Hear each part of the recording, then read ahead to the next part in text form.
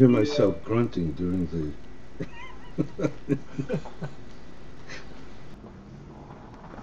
breathing heavy.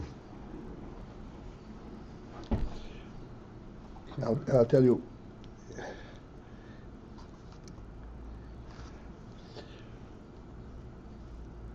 we cannot be disappointed with ourselves if we do not understand. Disappointment comes when we don't have the spirit to try to get to understand it. But the fact that we don't understand, thank you.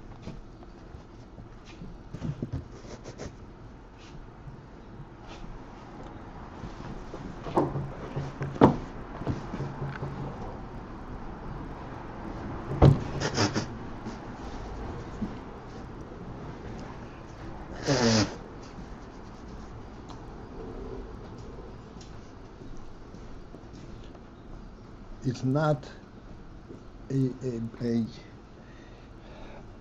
disappointment.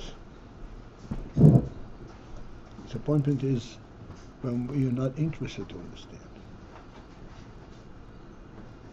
I don't understand. Let it go.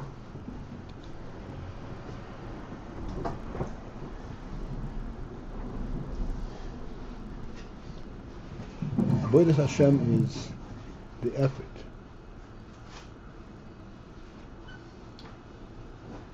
Not the accomplishment.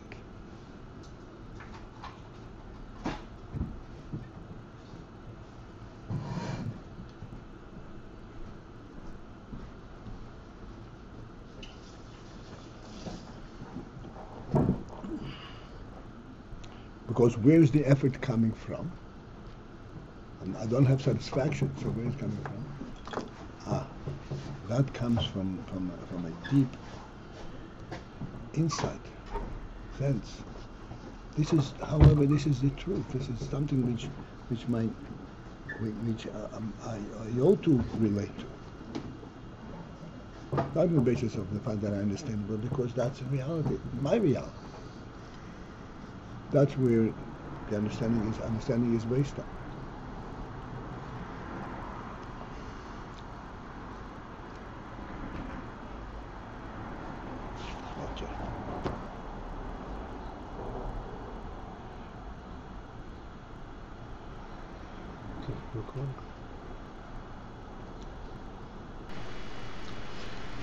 So let us start from, go straight in, third line from the bottom.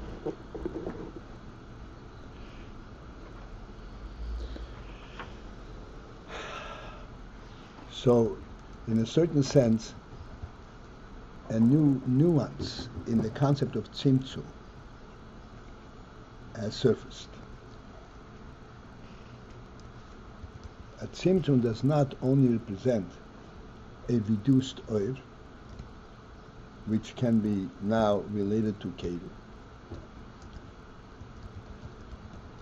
but tzimtzum represents the reduction, the effort to reduce the oir.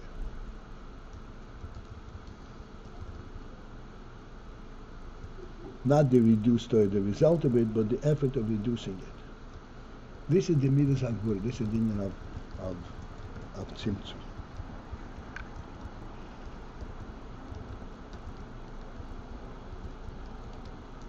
What is the point in this? This is the tzimtzum is legal shoresh hadin.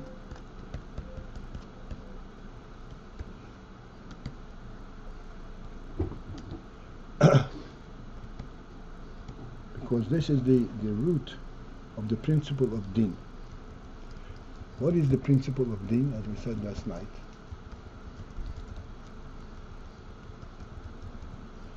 Din does not merely identify right from wrong,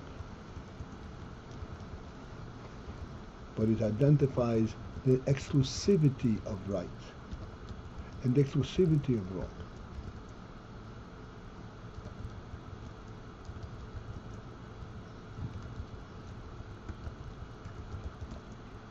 Which means these two cannot mix. They each occupy their own place.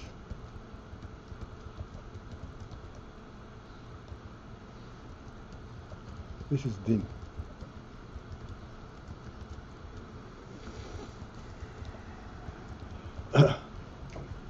Let's continue on. It doesn't get any easier, but having gone through the struggle and the suffering. Ba'go Shom, or third line from the bottom.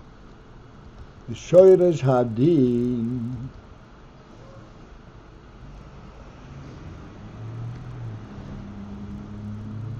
The shoyresh hadin. What is the basis, the root of the principle of din? Hu bechinas ha-makom. This is the aspect of makom. Shehu dugmas ha-keilim, which is analogous in a certain sense. This is an example for keilim.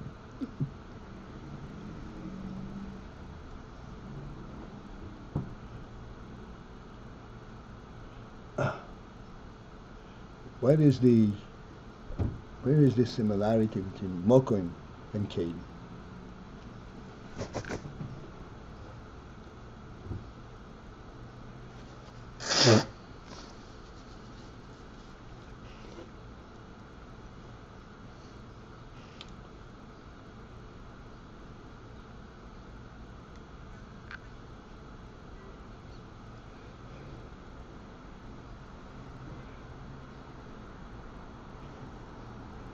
Makom means available space. That which permits for things to be.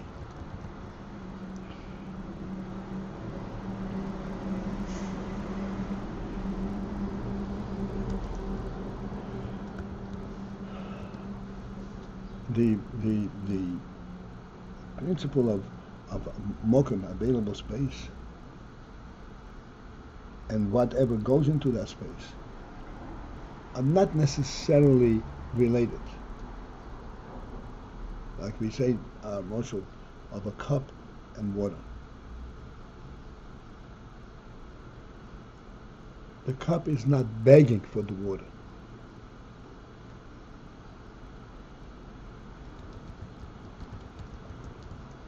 But it can retain water if you put water into it.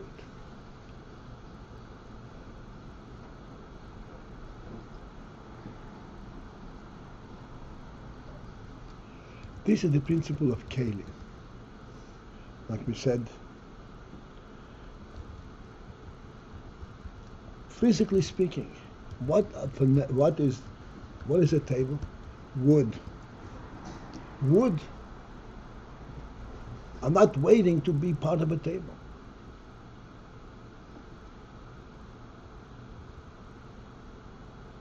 But when they are part of a table, they are totally dedicated to represent the table. They don't opt to get out of it.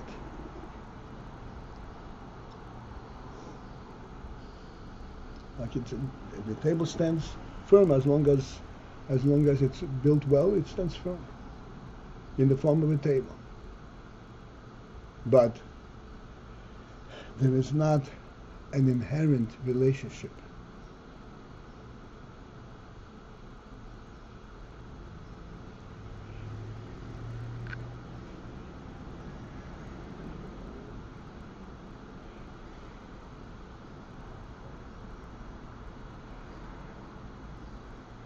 Let us take a very simple but extremely meaningful example.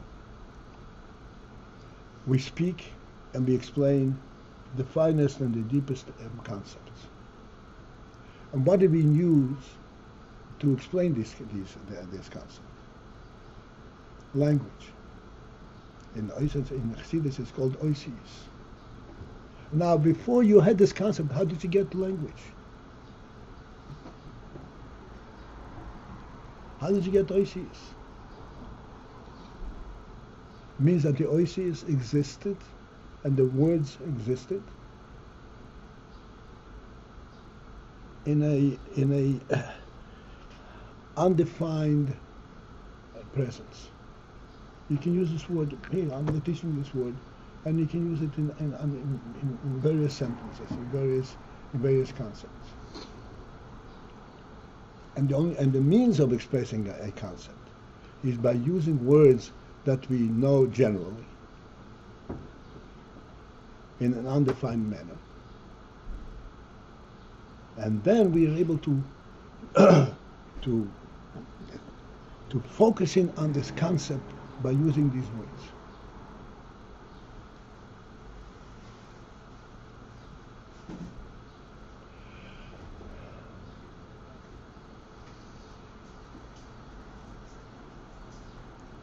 If we can use words that are totally strange to the concept itself, to just exist in their own world, and we can bring the concept into them and express the concept through these words, what does that tell you?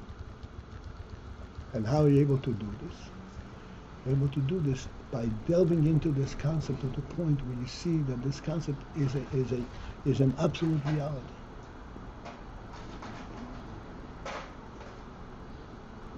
It's not dependent on a certain convention or a certain state of being. Because for I, you can put it into totally neutral receptacles.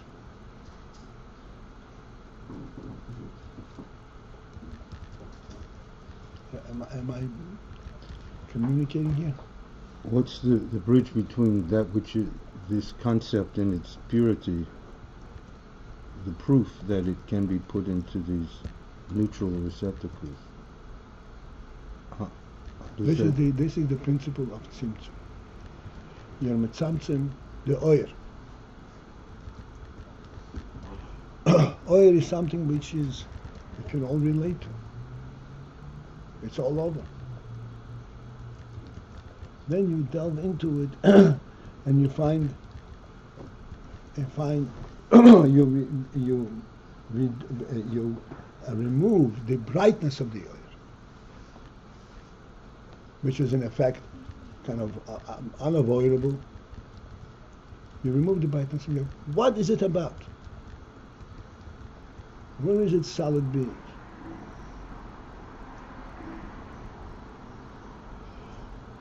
Removing the or you see what this is about? Removing the brightness of the oil, not the oil. You get more to the essence by removing the effect. Right. This is when it can come into keilim.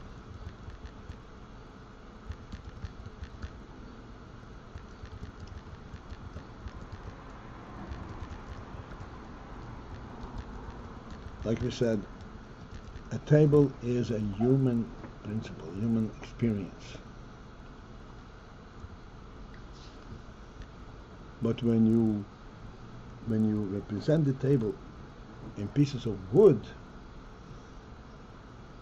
then you represent not the human experience, a certain fundamental truth about it. It's a must be.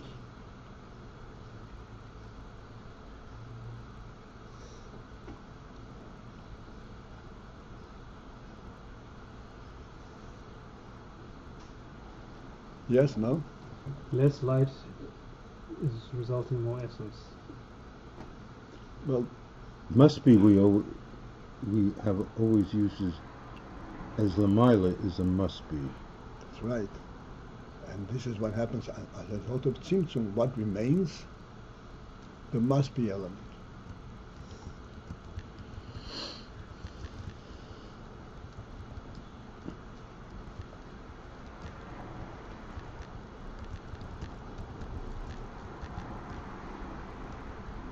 This didn't have din. What's a din?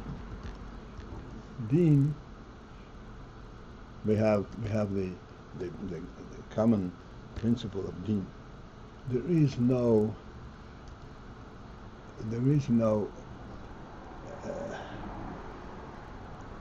favorites in din.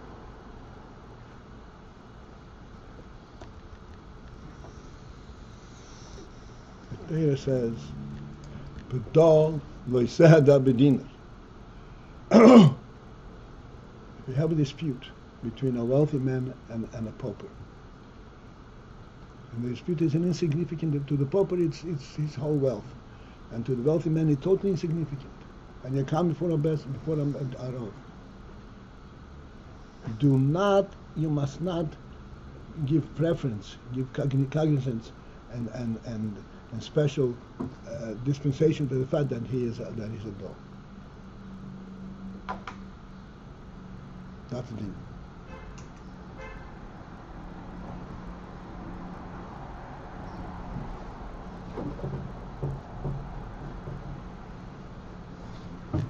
Neither must you give recognition to a very special person.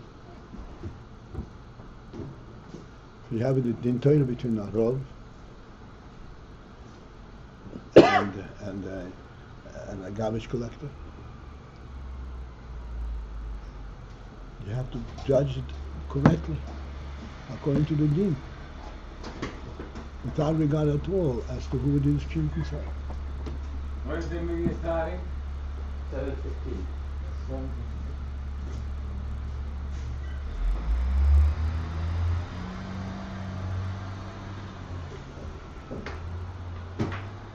This is the result of the tzimtzum. Because, as we said, the principle of the tzimtzum is not just a reduction of the oil. The tzimtzum is dafka. In other words, it relates to the principle that it must be in a certain way and not another way. Like we said, the principle of when we say this is ownership, it's not just ownership. Ownership means to the exclusion of others.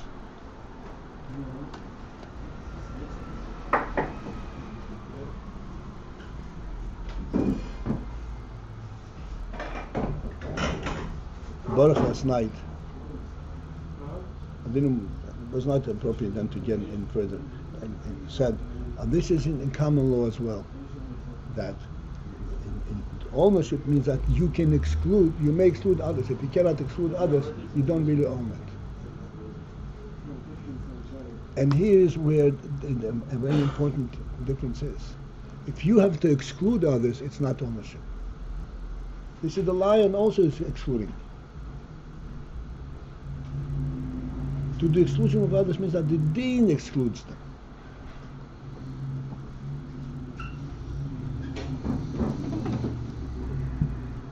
The difference here is that the owner doesn't have to execute an exclusion. The mere ownership itself does that, yes? Right.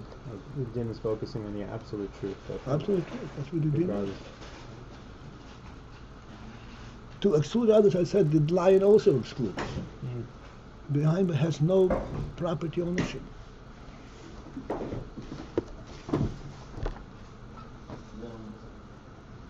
This is where keilim come in. Al the tzimtzum dafka. And you explain tzimtzum. You heard us, right? I was there. I was on the phone. You were on the phone. Tzimtzum is not merely reducing the gilui.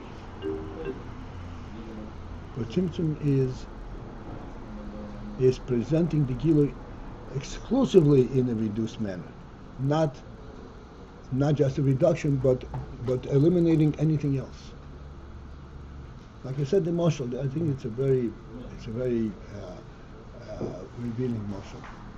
That if you take the walls of your storage house, of your treasure house, and everybody uses his own rationale, he's not going to take what he doesn't need.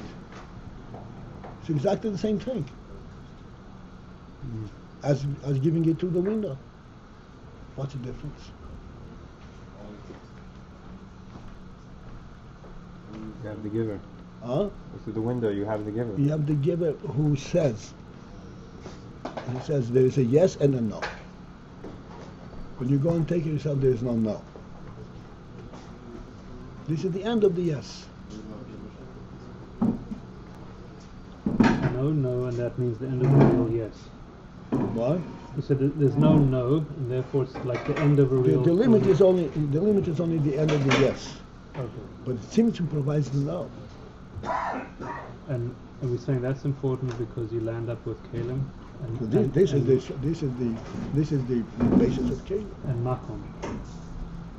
And makom is the basis is the shorish keilim. But how does that reveal the truth?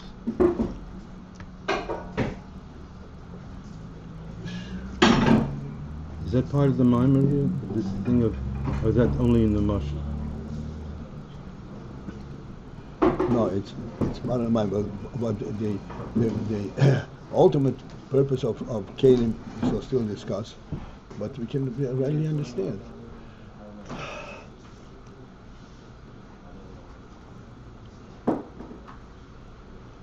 That which we said before, that which you can put in words, that of the concept which you can put in words, this is the solid base of the concept. So what you can put in words is the solid base. It's not the origin, but it's the manifestation. Why isn't it? The manifestation of the solid base. So in our world, that is the most real, but that's not the essential. It's the most revealed. Yes. So why base? Because for us, it's the most tangible. The base is where it comes from, so that's the or. Does the oil have a base? More, I guess. In other words, it has a solid reality behind it. It's not just, it's very impressive. It's very bright, it's very nice.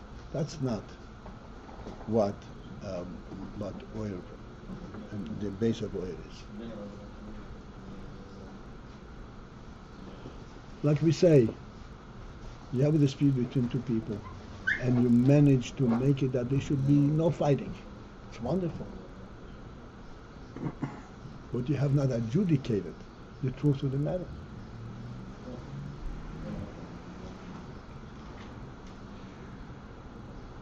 So by this resolution down below, it's a better reflection of Kavana or the highest level. That's right, like we said many times. The real basis for ownership, please follow this. The real basis of ownership in this world is the godly command that this world belongs to the human being. That's the basis of ownership. Is that a tzimtzum?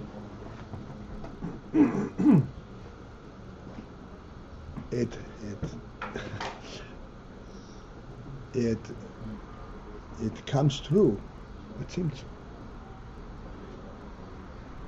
And the whole world is mine. I have the right to the whole world. But what is yours? That which I picked up.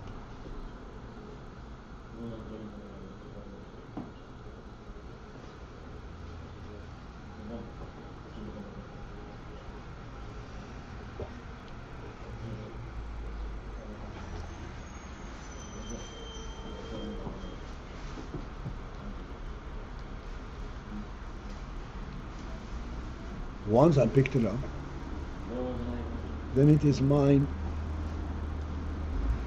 by the decree of the creator of the world himself, even though he created the whole world.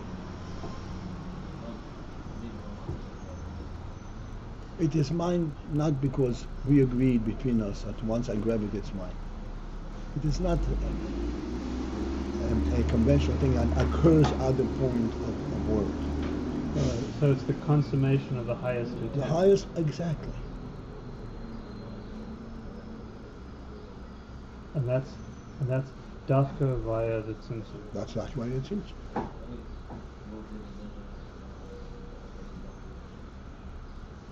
This is the principle.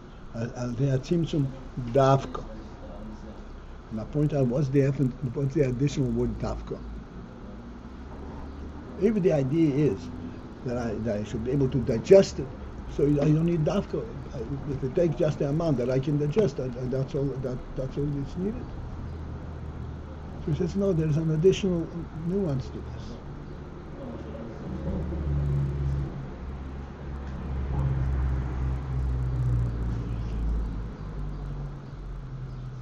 Halachically, a person sits and eats, and he has a plate of his own, and he takes food into his plate.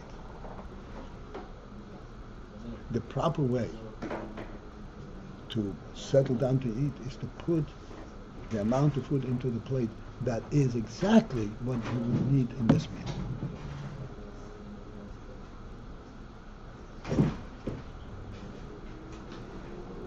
If he takes the big plate and fills it up, and I'll eat only as much as I can eat.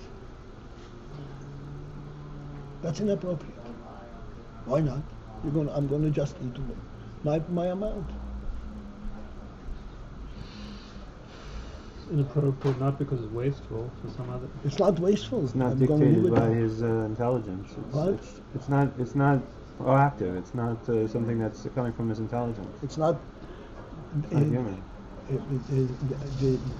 Even though it will come through a tzimtzum in the sense that I'm going to eat just the appropriate amount, but I don't have the limiting factor from above. What should be mine? Uh-huh.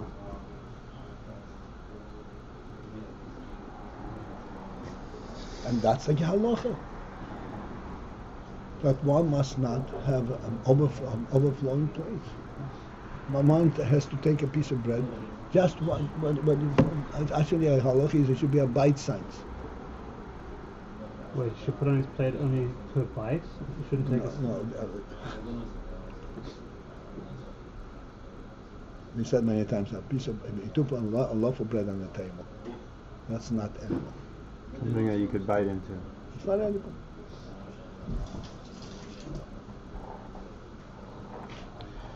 Of course you can eat it, but it's not. It doesn't have the definition of eating it. It's not tzimtzum. It's not tzimtzum dafka. You can take a single bite of it, and another bite of another. That's not the real meaning of tzimtzum. Tzimtzum is dafka. That it says this and not this. Now, this that tzimtzum is the origin of makom. Are we to think of makom as a kind of a catch-all keilim? Makom seems like anything can be a makom. It's not according to measure.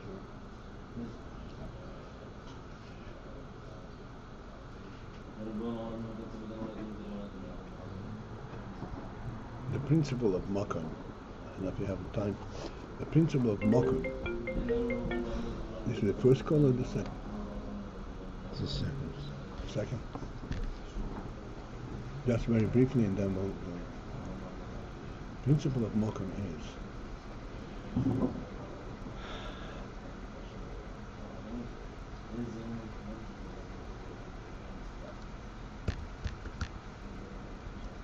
a concept. A concept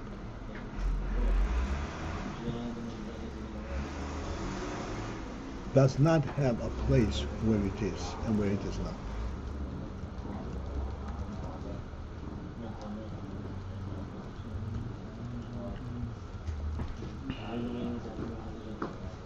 Makom identifies the principle that there is such a thing as here and not here. Again, makom identifies that things are here and not there. Right. It provides for this type of identity.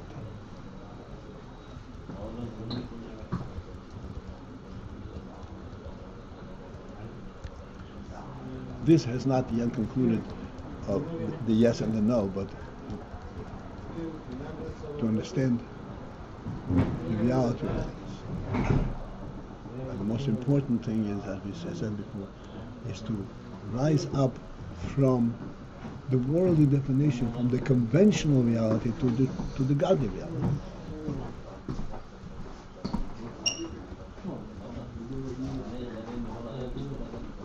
The difference between a human being owning something and a lion owning something.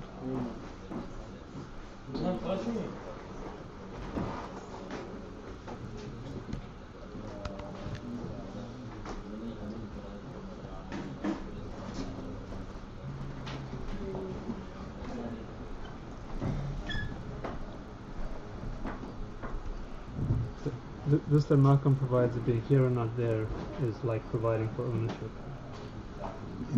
Right. I mean, ownership is like an example of that.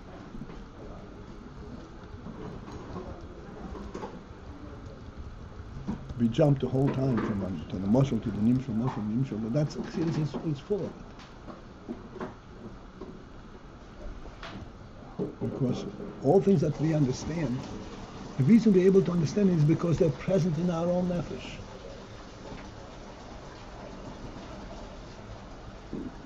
The concept of ownership exists before tzimtzum. No. Not at all.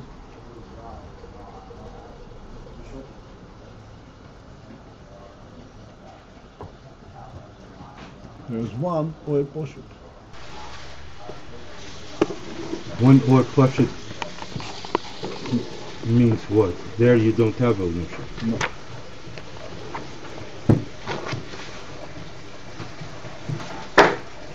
Even in regards to the Eibishter, we're not speaking at that point about ownership? The Eibishter owns anything. The Eibishter Okay. It's just a reality. Mm-hmm.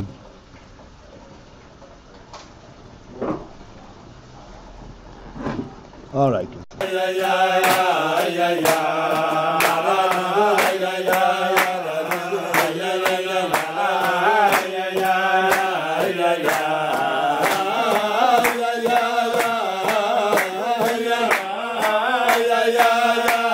Yeah.